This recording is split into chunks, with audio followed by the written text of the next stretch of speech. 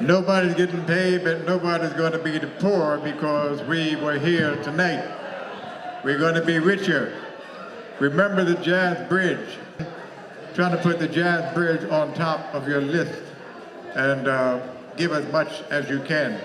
Helping jazz musicians who can't do for themselves, who can't provide social services for themselves. Magnificent artists who have studied 20, 30, 40 years and still can't make a living doing what they do best. There's something mighty wrong with that. So we have to watch out for them, because without the arts, we'd be walking stooped over with our knuckles on the ground, grunting at one another. My name would be odd. We'd be cavemen and cavewomen. The arts humanize people. So remember that and give mightily to the Jazz Bridge.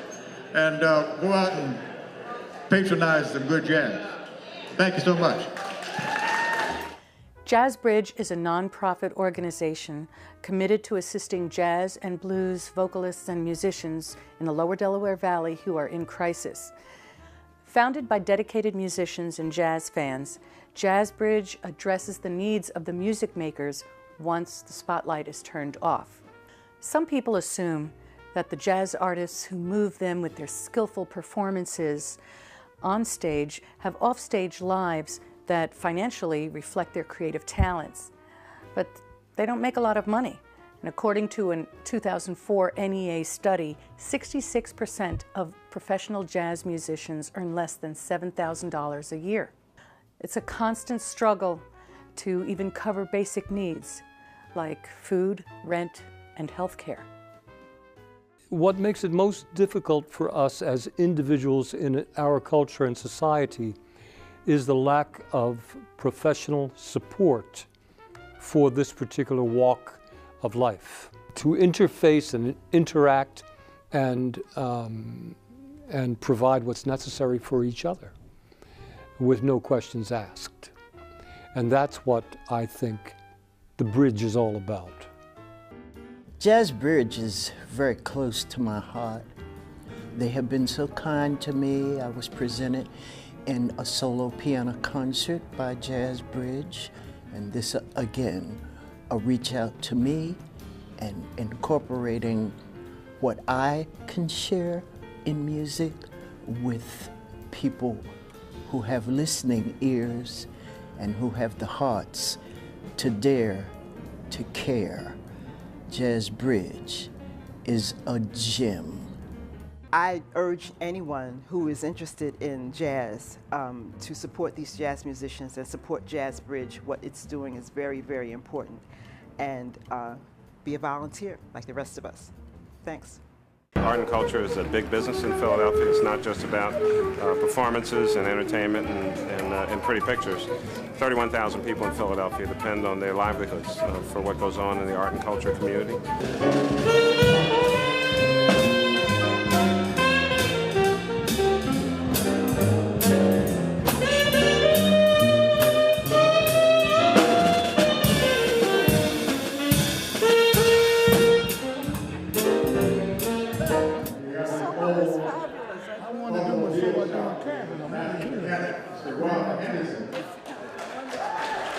Great gig tonight. You sounded good.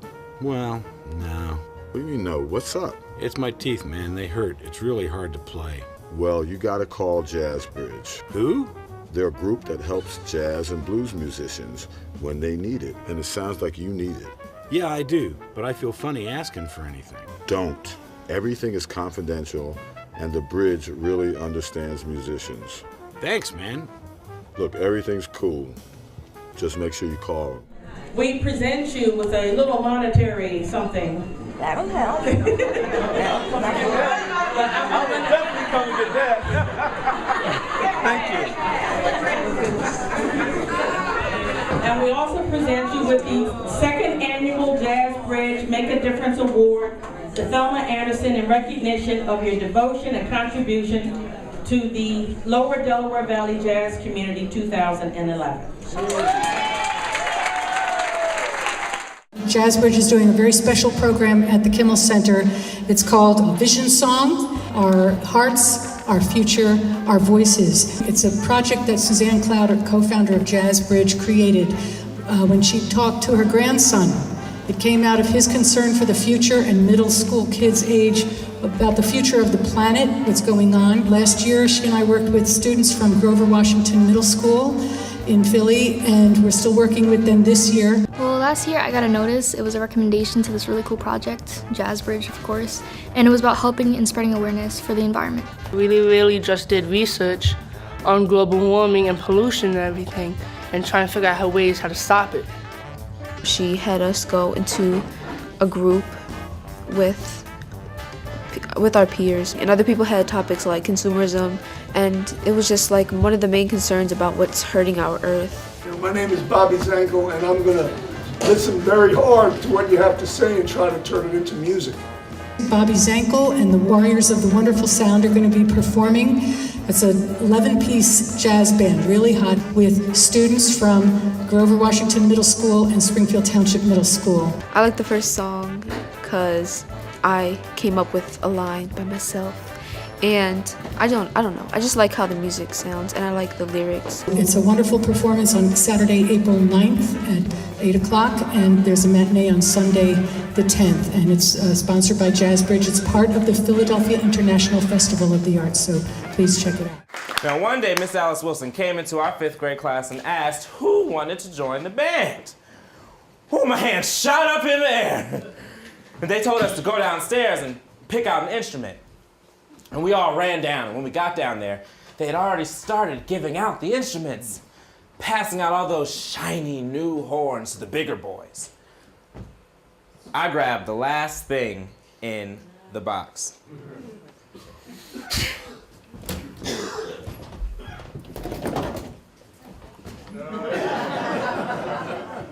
Good evening, ladies and gentlemen. Welcome to Chris's Jazz Cafe. And I'm so glad you guys are here. What a wonderful, wonderful evening we have in store for you. Celebrating our own Philly Joe Jones. This would have been his 88th birthday. So we're having a party tonight to celebrate Philly Joe Jones. Philly Joe spoon-fed me. Yeah. Ice cream and cake when I was a little kid. He took me right under his wing. He knocked on my grandmother's door and gave me a drum, gave me a snare drum. I didn't know how lucky I was as a little kid to have Philly Joe Jones on my doorstep. Yeah. You know? Of course, I didn't know how lucky I was, but one thing about Philly Joe, boy, as far as the way he swang on the cymbal, that cymbal beat he had, it was unbeatable.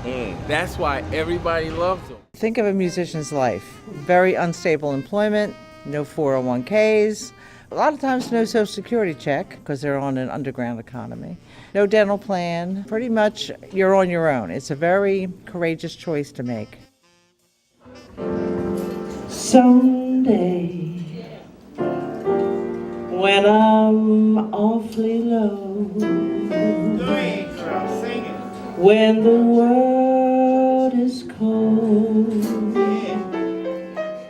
I'm still a singer, but I was a vocalist, singing 5 nights a week on the jazz circuit here in Philadelphia for like 20 years. I saw a lot of people in dire straits, unnecessarily. A lot of top people made a lot of albums. One of the catalysts for forming Jazz Bridge was my mentor, Eddie Green, came down with pancreatic cancer and had no support system. And at the same time he was dying, Muse Records came out with a box set of all his music, and he never saw a dime of that. And I decided after that experience, this has got to stop. There is nothing for me but to love you, and the way you look tonight. It can be, I have a bad tooth and I need a crown. It can be, I have a legal problem and I don't have anywhere to turn. It can be that they put their instrument in hock. We had one musician, a very well-known musician, who put his instrument in hock to buy medicine for his granddaughter. And he was playing a gig the next week and he needed his instrument. We paid to get it out. And some of the crises have been heartbreaking. Like we had a very well-known pianist who needed a liver transplant. We kept him on the liver transplant list, paying for his insurance. Whatever they need to keep going. I didn't know what I was going to do, and my friends told me, said, call Suzanne. I called Suzanne up, and to make a long story short, she got me a good lawyer. Our goal is to basically be a bridge to whatever the needs are of a jazz musician and his family. We've done a lot of stuff for a lot of people. We can't really name names because a lot of what we do is, we try to keep it anonymous. But I will mention one person, a dear friend of mine, and probably a dear friend of a lot of yours, the late great Sid Simmons, who's a wonderful pianist in the Philadelphia area. And he was like a brother to me. To make a long story short, he got ill, and it was through a lot of Jazz Bridge's work, in particular the work of Suzanne Cloud, who's the founder, that we were able to basically sustain him for the last 3 years or so of his life. I'm sure if he were here, he would endorse us talking about him. There's other people out there that we have helped, Jazz Bridge has helped. Some are well known, some aren't so well known. But anyway, we've helped, we've done all sorts of things for people.